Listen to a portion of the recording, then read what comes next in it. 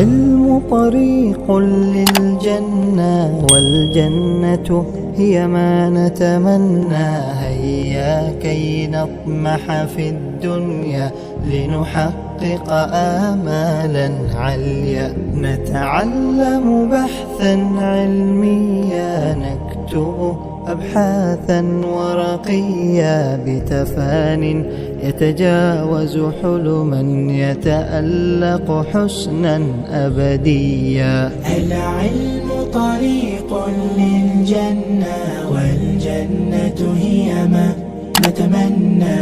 هيا كي نطمح في الدنيا لنحقق آمالا عليا. نتعلم بحثا علميا، نكتب أبحاثا ورقيا، بتفان يتجاوز حلما